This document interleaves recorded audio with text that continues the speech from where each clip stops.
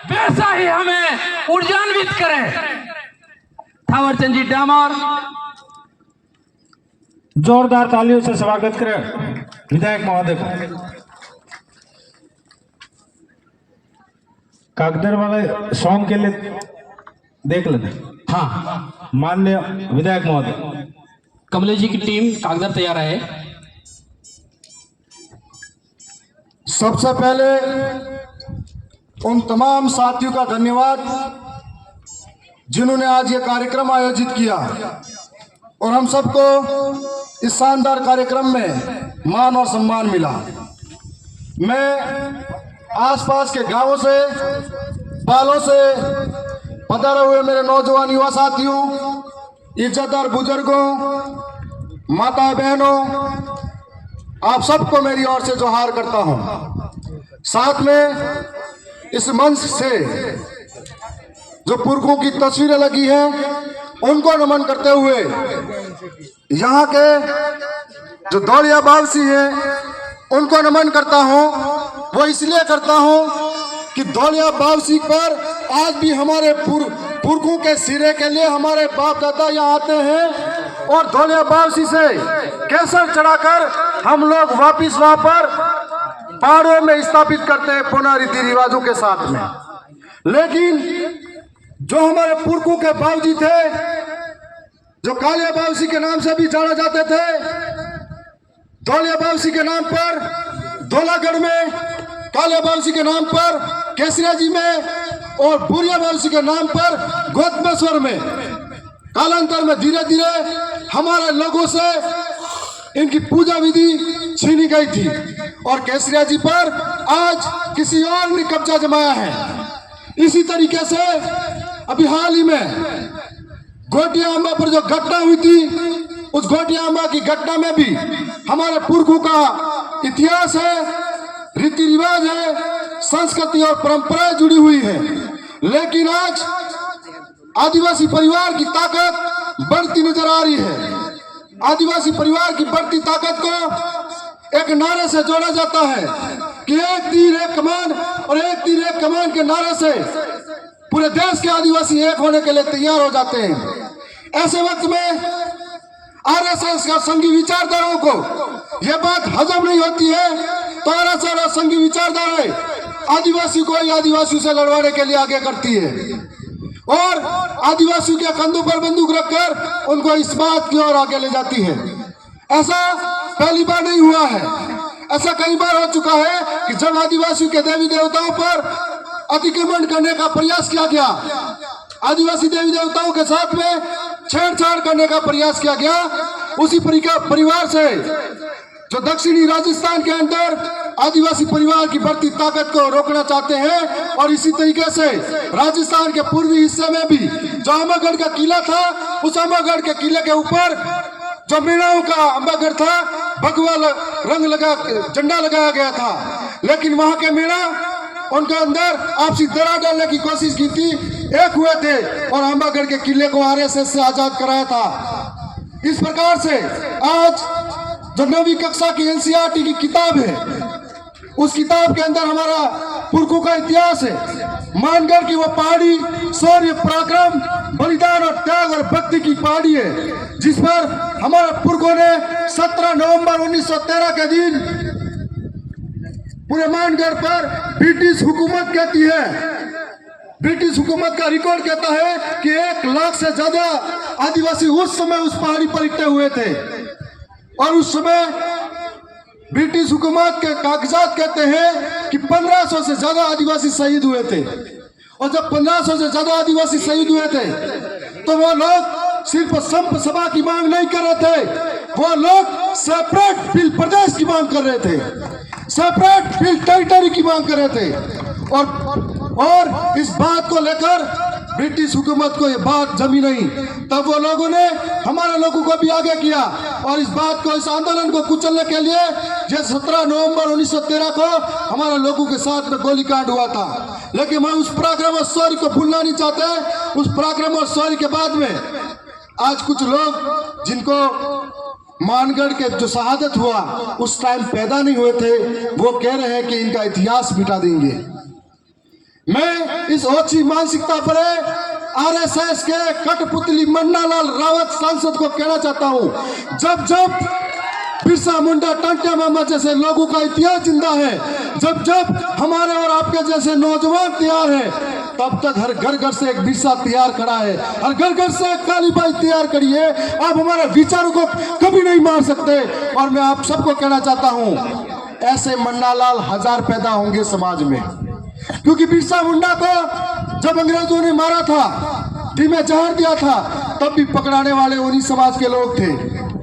जब टंटिया मामा को पकड़ा गया था, तब भी उसी समाज के लोग थे। तब हम ये सोच सकते हैं कैसे मन्नालाल रावत जैसे हजार मन्नालाल रावत तैयार हो जाए, लेकिन आदिवासियों के बढ़ते आंदोलन को, आदिवासियों की बढ़ती क्रांति को तुम हरगिज नहीं रोक सकते। और हम लोग भील प्रदेश की मांग को विधानसभा के अंदर टेबल ठोक कर कह सकते हैं, यहाँ पर छाती ठोक कर कहेंगे कि भील प्रदेश जब तक नहीं बनेगा, हमारे एक लहू लहू का कतरा भी उसके लिए काम करेगा।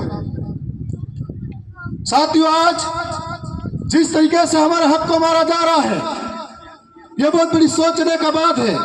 जो लोग आदिवासियों के वोटों से जीत कर जाते हैं और आदिवासियों को मारने की बात करते हैं। हम लोग उदयपुर के अंदर लगातार खबरें देख रहे हैं कि पैंथर के द्वारा आदिवासियों पे हमला किया जा रहा है। और अभी सरकार को सफलता हासिल हुई कि पैंथर को पिंजरे में बंद किया था।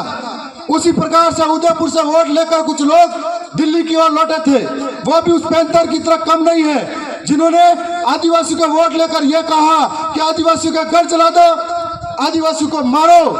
तो आज मैं कहना चाहता हूं, सरकार ने उस आदमखोर पैंथर को पकड़ा था, इस आतंकवादी पैंथर को वक्त आने पर अपन पिंजरे में बंद करेंगे। साथ साथ में यह बताना चाहूंगा कि आज सरकारें हमारे साथ कितना भेदभाव करती है।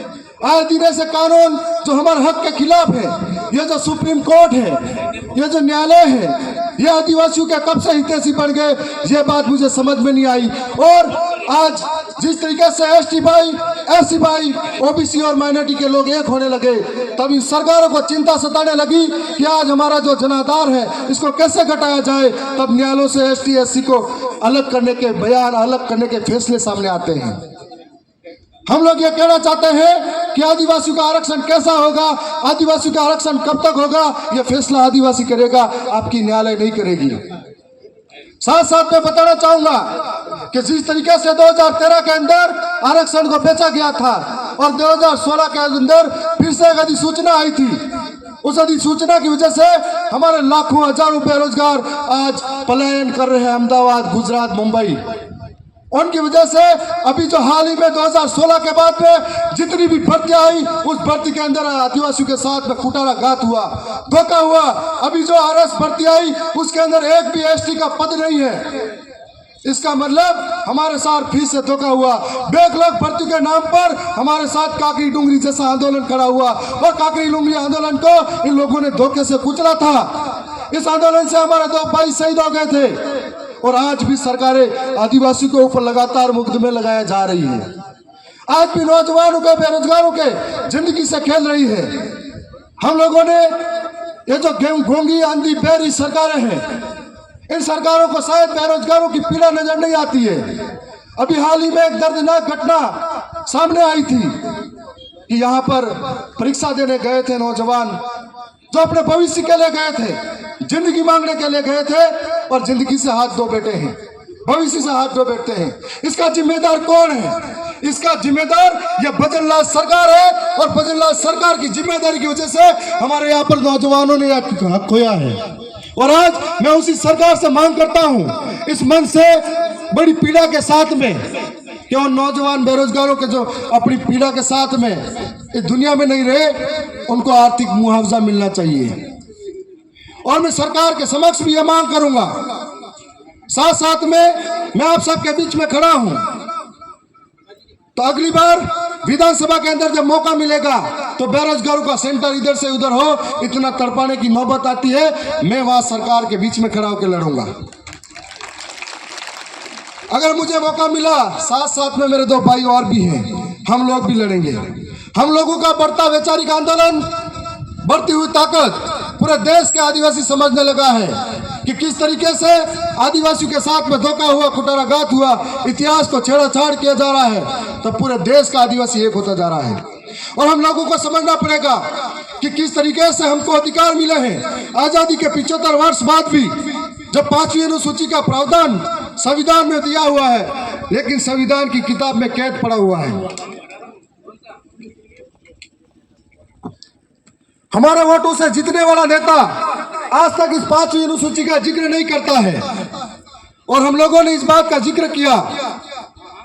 आज जहां जहां आदिवासी रहता है, सबने अपनी बात बारी बारी से करी है, लेकिन हर आदिवासी जंगल से विस्थापित हो रहा है, अधिकारों से विस्थापित हो रहा है, उसके हक को मारा जा रहा है। चाहे मणिपुर का आदिवासी हो, चाहे छत्तीसगढ़ का आदिवासी हो, चाहे झारखंड का आदिवासी हो, चाहे राजस्थान का आदिवासी हो, चाहे खेरवाड़ा का आदिवासी हो, खनन के नाम पर यहाँ पर भी विस्थापित होते जा रहे हैं। अभी भाई बता रहे थे कि जमीन हमारी है, खनन हमसे करते हैं, लेकिन नौकरियों में किसी और को लगाते हैं, हम लोगों से सिर्फ मजदूरी करवाते हैं। तो आज इस बात की जरूरत है कि हमको एक होकर लड़ना पड़ेगा, अधिकारों के प्रति जागरूक होना पड़ेगा। जो मंत्री यहाँ पर ओछी राजनीति करते हैं, झाड़ोल, फलासिया और कोटड़ा से खबरें आती है अखबारों में कि अपनी पेट की भूख मिटाने के लिए अपने कलेजे के टुकड़े को 3-3 महीने के औलाद को बेचा जाता है दिल्ली जैसे शहरों में। तब ऐसे मंत्री को शर्म आनी चाहिए कि वहां पर ऐसी क्या हालात है, 5-5 बार विधायक लेने के बाद भी अपनी हालात सुधार नहीं पाए। जब उनकी विधानसभा के अंदर प्रचार करने गया था, आंखों में आंसू टपक रहे थे कि शिक्षा की व्यवस्था जर्जर हो चुकी है, पानी के लिए लोग तरस रहे हैं, मूलभूत सुविधाओं का अभाव है, और आप धर्म और धर्म की राजनीति में पड़े हुए हो। यह बात होनी चाहिए थी कि आदिवासी के उत्थान के लिए क्या करें, आदिवासी को पलायन को रोकने के लिए क्या करना चाहिए, आदिवासी को शिक्षा के लिए क्या करना चाहिए, इस मुद्दों पे बात होनी चाहिए थी। लेकिन आज मैं कहना चाहूंगा, हम 3 भाई जो विधानसभा में गए और हमारे एक बड़े भाई लोकसभा में गए, जब जब मौका मिला सदन के अंदर अपनी बात रखने का, राजस्थान की सबसे बड़ी महापंचायत में अपनी बात रखने का, हमने यहाँ के लोगों के लिए शिक्षा की बात करी, रोजगार की बात करी, किसानों के हक की बात करी, जल जंगल जमीन बचाने की बात करी, 5वीं अनुसूची की बात करी। लेकिन यहाँ के विधायक और सांसद जब गए तो जिन वोटों से जीत के गए, उन्हीं लोगों को बाहर निकालने की बात करी। यह उस विचारधारा में और ये इस विचारधारा में फर्क है। खेरवाड़ा के भाइयों से भी मैं कहना चाहूंगा कि हम लोग मतभेद अलग अलग हो गए थे, अलग अलग विचार हो गए थे, लेकिन आज मतभेद तो एक हो गए, हमारे मनभेद एक नहीं हो पाया है। क्या मैं सही कह रहा हूं? मनभेद हमारा एक नहीं हो पाया है।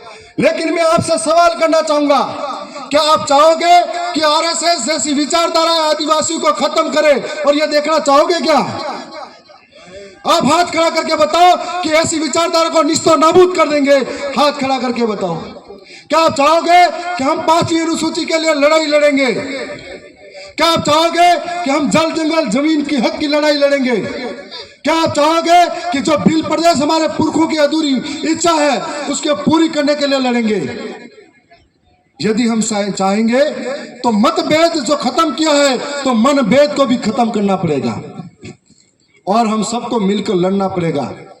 अगर ऐसा होता तो हम 3 अभी विधानसभा में अंदर हैं, 4था खेरवाड़ा का भी साथ होता। ऐसा हमको समझना पड़ेगा। हमारी लड़ाई बहुत लंबी है, सरकारें गात लगा कर बैठी है कि कब इनका शिकार किया जाए, कब इनको कहां रोका जाए। कई तरह के भ्रामक खबरें फैलाते हैं, कई तरह के लोगों के साथ में आगे आगे लोगों को करते हैं और हमारे साथ में अत्याचार करवाते हैं। तो आप सबके बीच में ये कहना चाहेंगे कि हमारी लड़ाई बड़ी लंबी है और इस लंबी लड़ाई में आपका विश्वास, साथ, सहयोग हमेशा बना रहे, और हम सब अगर साथ चल पड़ेंगे तो आने वाले समय में तमाम हक अधिकार की बात जो कर रहे हैं वो हम मिलकर लेंगे। मुझे पूरा विश्वास है कि आज चिंतन शिविर सार्थक तब होगा जब यहाँ से मनभेद खत्म हो जाएंगे और यहाँ से सब एक होकर आगे के लिए लड़ाई लड़ेंगे। मैं इतना ही कहूंगा कि इतिहास हमारा पढ़ लेना, इतिहास हमारा पढ़ लेना। हमने रक्त से शब्द सजाए हैं, सर कटे थे, दर लड़े थे, तब हम भील कहलाए हैं। पुनः मैं बहुत बहुत धन्यवाद करता हूं। एक भाई ने कहा था कि आप विधानसभा में जाओ तो बात रखना कि एनसीईआरटी की किताब में 9वीं का जो पाठ है, उस पाठ को जो बदलने की बात कर रहे हैं, मैं और मेरे साथी आप सबको भरोसा दिला रहे हैं कि आसपुर से विधायक उमेश जी डामोर और बागीदोरा से विधायक जय कृष्णा जी पटेल भी, हम तीनों लेटर लिखकर भी अवगत कराएंगे। और सदन के अंदर जरूरत पड़ी तो पूरे सदन के अंदर हम लोग सामने खड़े होंगे अधिकारों की जब बात आएगी। जब जब भी मौका मिला था विधानसभा के अंदर, हम तीनों भाइयों ने सरकार को पहली बार एहसास कराया कि आदिवासी विधायक ऐसे होते हैं। और ये ताकत आप सबकी वजह से है, आप सबका भरोसा है, आप सबका साथ है, इसीलिए है। और आपको पुनः भरोसा दिला रहे हैं। आपकी लड़ाई हो, चाहे लड़ाई खरवाड़ा की हो, चाहे लड़ाई डूंगरपुर की हो, चाहे लड़ाई छत्तीसगढ़ झारखंड की हो, चाहे लड़ाई देश के किसी भी कोने की हो, तो जब भी बात आएगी आदिवासियों की, हमको आगे खड़ा मिला पाओगे। क्योंकि जब जब आदिवासियों के साथ में अत्याचार होता है तो हमको ऐसा लगता है जैसे कि हमारे ही हिस्से की कोई, हमारे शरीर के किसी हिस्से पर चोट लगी हो, और ये पीड़ा हम झेल नहीं पाते हैं। तो आज उन तमाम बातों के लिए मैं शुक्रिया धन्यवाद करता हूं। जितनी बातें आपने समझी है, चाहे वो शिक्षा के लिए समझी है, रोजगार के लिए समझी है, इन बातों को जहन में लेकर आप घर जाएं। कई साथियों ने कहा था कि माता बहनों का जो शरीर में हेमोग्लोबिन की मात्रा कम होती जा रही है। हमारे समय में नहीं, हमारे बाप दादा के समय में खेत पर एक ही खेत में सिर्फ वाड़ी होती थी, उस वाड़ी से फसलें की जाती थी और सिर्फ नमक लेने बाजार में जाया करते थे। और आज उस अपन सारा खेत अपना होते हुए भी बाजार का खा रहे हैं, इसलिए हमारी हीमोग्लोबिन की मात्रा कम हो रही है। दूसरा कारण हम कह सकते हैं, हम कितने सारे व्रत उपवास में जी रहे हैं। तो मेरे जिंदगी में कभी व्रत नहीं किया, इसलिए ऐसा हूं। तो इसलिए मैं पुनः बहुत बहुत धन्यवाद करता हूं उन तमाम प्रशासन की टीम, मीडिया और तमाम साथियों का जिन्होंने इतना शानदार कार्यक्रम आयोजित किया। धन्यवाद। जोहार।